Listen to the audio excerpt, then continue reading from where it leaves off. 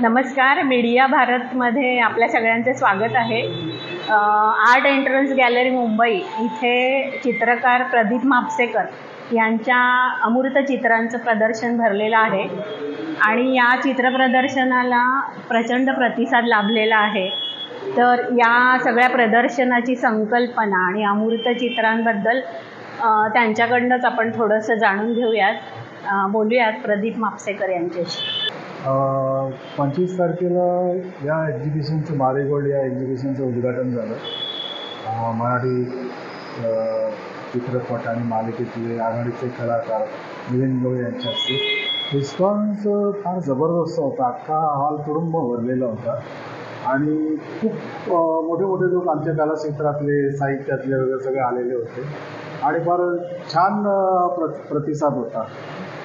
Marigold हे नाव देण्याचं कारण असं होतं की मला पहिले मी 3-4 चित्र ब्लॅक बॅकग्राऊंडवर अशी गोल्डची एक मला प्रयोग करून बघितला होता की गोल्ड रंगाचं काहीतरी एक आपल्याला वेगळं करता येईल. नॉर्मल आपण सगळी चित्रे करतो, तर 4ची 8 झाली, 8ची 12 झाली, असे ते वाढत गेले गोल्डनची सिरीज.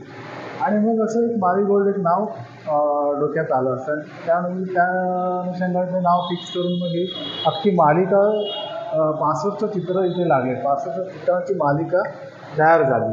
पुढे पुढे ते वाढत गेले आणि खूप चांगला रिस्पॉन्स आहे. म्हणजे मला अभिप्रेत नव्हता आहे. मला वाटलं होतं ॲब्स्ट्रॅक्ट आहे, फार सगळ्यांना कळत नाही वगैरे असे लोक कमेंट करतात किंवा आम्हाला यातलं काही समजत नाही.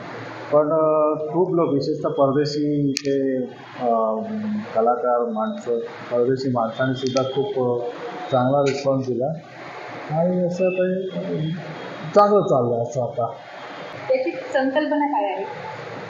संकल्पना म्हणजे मुळात ती आता ॲब्स्ट्रॅक्ट सिरीज आहे. त्याच्या आधी ॲब्स्ट्रॅक्टवर मी त्याच्या आधीही खूप काम केलं आणि ॲब्स्ट्रॅक्ट शैलीत काम करायला मला स्वतःला खूप आवडतं. म्हणजे कमीत कमी रंग आणि याच्या आधी मी ब्लॅक अँड व्हाईट जास्त रंगात काम करायचो. तर तोच धागा पकडून पुढे ही सरकत गेलेली मालिका आहे. मग त्याच्यात फक्त गोल्ड ॲड झालेलं आहे, ब्लॅक अँड व्हाईट आणि गोल्ड अशी ही. आणि याच्यात कमीत कमी वापर रंगांचा, जेणेकरून ब्लॅक कॅनव्हासवर कमीत कमी रंग कसे उठून दिसतील हा विचार करून केलेली मालिका आहे अशी.